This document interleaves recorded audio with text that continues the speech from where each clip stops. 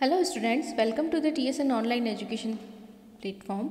हम पढ़ रहे थे आपकी हिंदी व्याकरण की पुस्तक पंखुड़ी का पाठ 5, जिसमें हमने अब तक शब्द भंडार में पर्यायवाची शब्दों के बारे में पढ़ा, विलोम शब्दों के बारे में पढ़ा, एकार्थी शब्द के बारे में पढ़ा था और उसके बाद हमने पढ़ा अनेकार्थी शब्द, जिसमें एक ही शब्द के कई अर्थ होते हैं।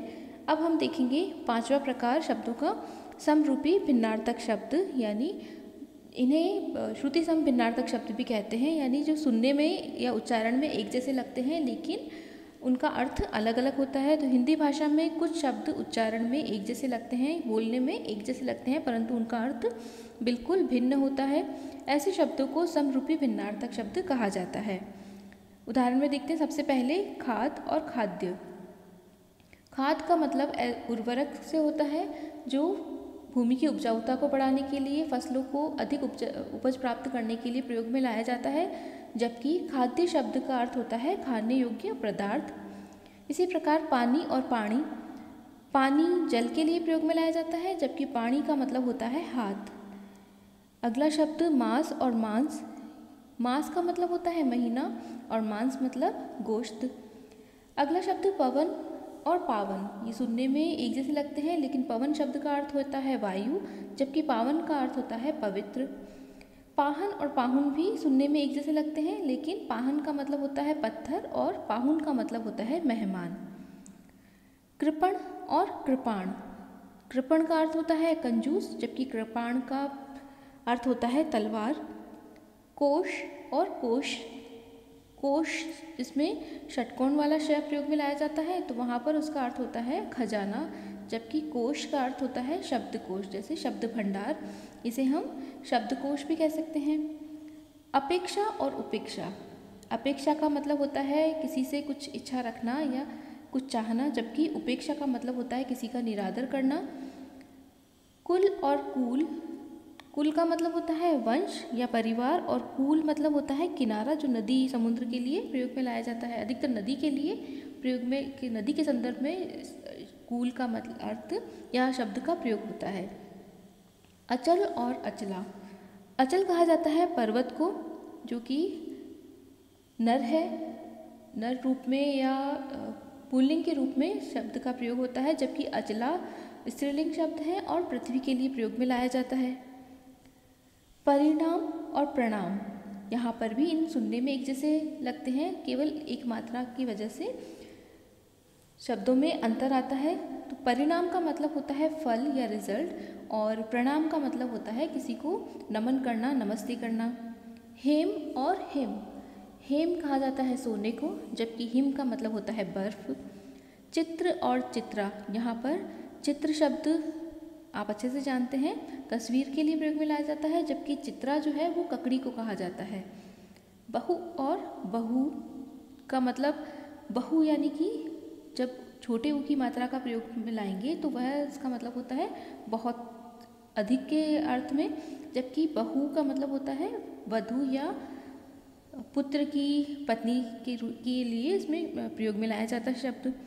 बलि और बलि।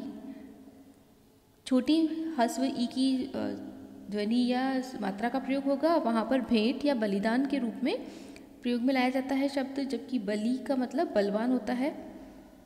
नग और नाग, दोनों में थोड़ा सा अंतर है। नग कहते हैं पर्वत को, जबकि नाग कहते हैं सर्प या सांप को।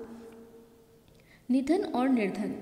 निधन यानी कि जिसके पास धन का अभाव हो, और निर्धन यानी कि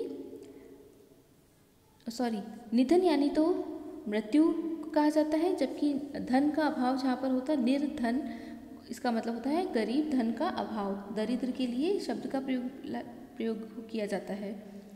इसके बाद देव और दैव। देव कहते हैं ईश्वर को, और दैव यानी भाग्य को, किस्मत को कहा जाता है। धन और धान। धन का मतलब संपत्ति या दौलत, और जबकि धान का मतलब होता है चावल। चपल और चपला। चपल का मतलब तो है चंचल, और चपला कहा जाता है बिजली को। अम्बा माँ को कहते हैं, और अम्बु जल को कहा जाता है। अंश यानी भाग, और अंश कहते हैं कंधे को। अज और अजा में भी थोड़ा सा अंतर है। अज कहते हैं ब्राह्मण को, जबकि अजा कहते हैं बकरी को। अग्र और उग्र, अग्र का मतलब आगे और उग्र का मतलब होता है कठोर। हंस और हंस, हंस जब अनुस्वार का प्रयोग होता है तब पक्षी के लिए प्रयोग में लाया जाता है हंस, और वहीं अनुनासिक चंद्रबिंदु का जब प्रयोग होता है उसे हंसी के लिए प्रयोग में लाया जाता है शब्द।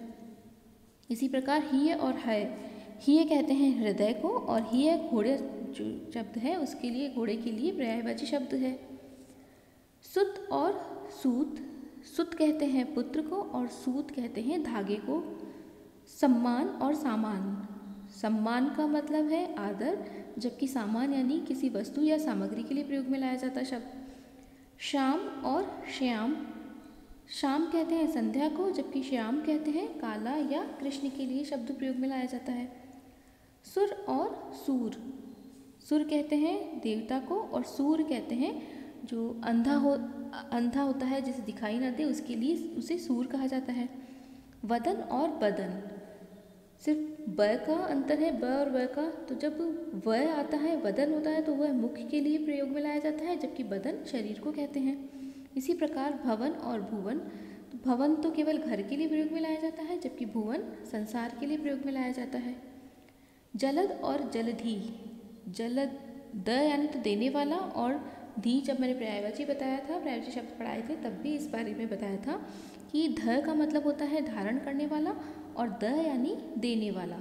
तो जो जल देते हैं वो बादल है और जो जल को धारण करते हैं वो समुद्र है।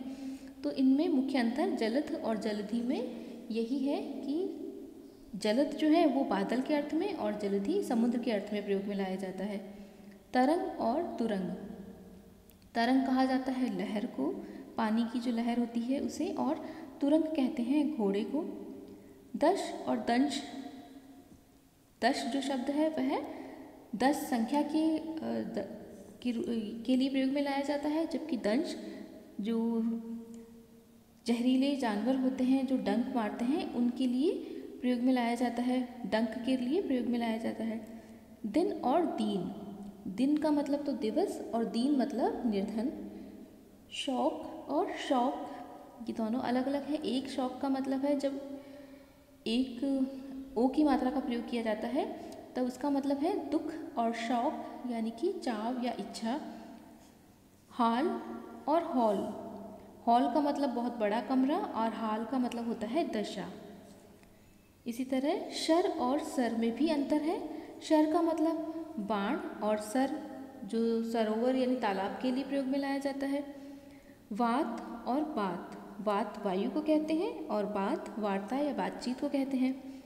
राज और राज, मुख्य अंतर यह है कि राज जो है शब्द उसका मतलब होता है शासन, जबकि जो राज जहाँ बिंदी लगती है नीचे ज में उसका मतलब होता है गुप्त बात या रहस्य। रक्त और रिक्त, रक्त खून को कहते हैं जबकि रिक्त कहते हैं खाली के अर्थ में। मूल और मूल्य, मूल का मतलब जड़ और मूल्य का मतलब होता है किसी वस्तु की कीमत।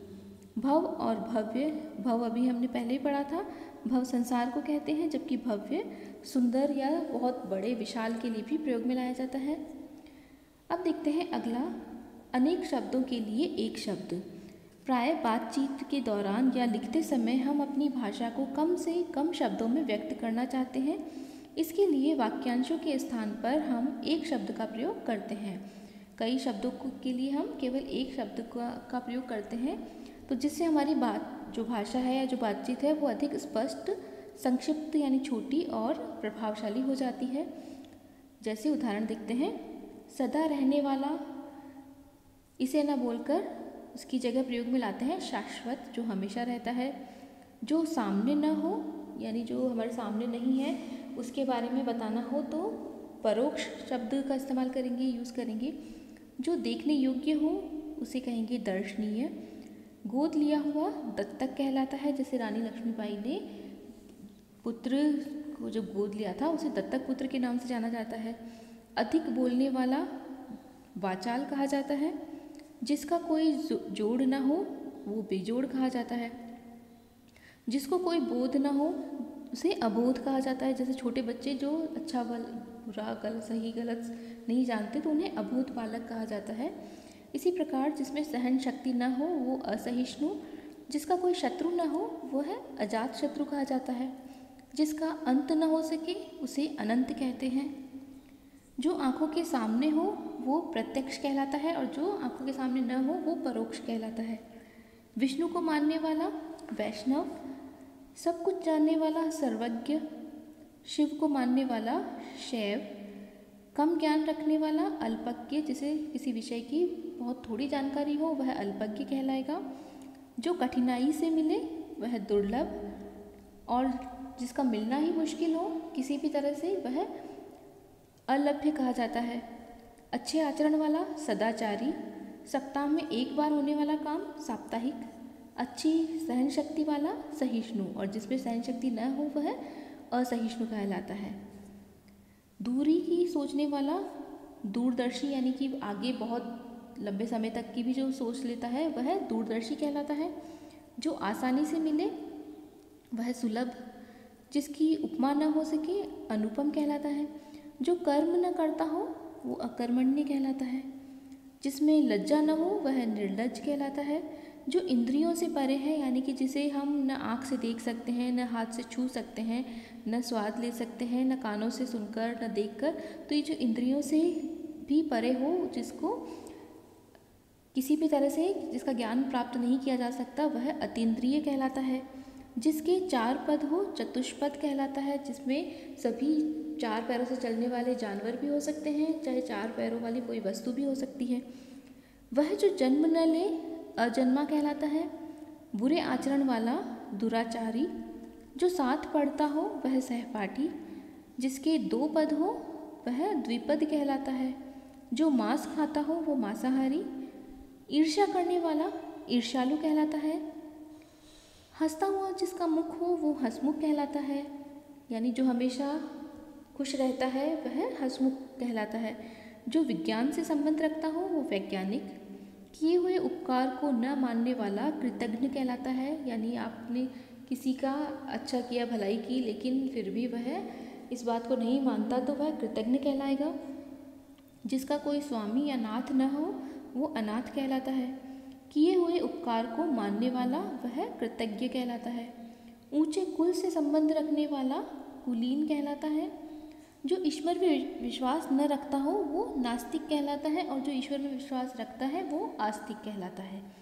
जिस स्त्री का पति मर गया हो वह विधवा, इतिहास से संबंध रखने वाला ऐतिहासिक, जल से उत्पन्न होने वाला जलज, और जिसके आने की तिथि न हो वह अतिथि, जिसे मेहमान भी हम कहते हैं। लेकिन यहाँ पर मुख्य अंतर यह है कि ऐसे लोग जिनके बारे में हमें पता है कि वो इस तारीख को, इस वार को या इस दिन को आएंगे वो मेहमान कहलाते हैं, जबकि जो अचानक से आते हैं, जिनके आने का कोई समय निश्चित नहीं हो वे अतिथि कहलाते हैं। जानने की इच्छा रखने वाला जिज्ञासु, जो आगे की बात सोचता हो अग्रसोची, यानी जो बहुत दूर की देखता है वह तो दूरदर्शी, और जो आगे की बात सोचता है वह अग्रसोची। मास में एक बार होने वाला मासिक, सप्ताह में एक बार होने वाला साप्ताहिक। जिसका कोई आकार न हो वो निराकार कहलाता है। जिसके समान दूसरा न हो वह अद्वितीय कहलाता है। सिर पर धारण करने योग्य शिरोधार्य कहलाता है। तो इस प्रकार भिन्न भिन्न होते हुए भी जो शब्द समान अर्थ प्रकट करते हैं उन्हें पर्यायवाची शब्द कहते हैं। जो शब्द अर्थ की दृष्टि से लगभग समान प्रतीत होते हैं परंतु उनके अर्थ में सूक्ष्म अंतर होता है उन्हें एकार्थी शब्द कहते हैं। जो शब्द किसी शब्द का विपरीत अर्थ प्रकट करते हैं वे विलोम शब्द कहलाते हैं। एक से अधिक अर्थ वाले शब्दों को अनेकार्थी शब्द कहते हैं। जो शब्द उच्चारण में समान लगते हैं परंतु उनका अर्थ भिन्न होता है वे समरूपी भिन्नार्थक शब्द कहलाते हैं, या फिर इन्हें हम श्रुति सम भिन्नार्थक शब्द भी कह सकते हैं। भाषा को स्पष्ट व प्रभावशाली बनाने के लिए अनेक शब्दों के स्थान पर एक शब्द का प्रयोग किया जाता है। तो इस प्रकार ये था हमारा पाठ शब्द भंडार, जिसमें हमने पर्यायवाची, विलोम शब्द, एकार्थी शब्द, अनेकार्थी शब्द, श्रुति सम भिन्नार्थक शब्द और एक शब्द कई शब्दों के स्थान पर एक शब्द का प्रयोग पढ़ा।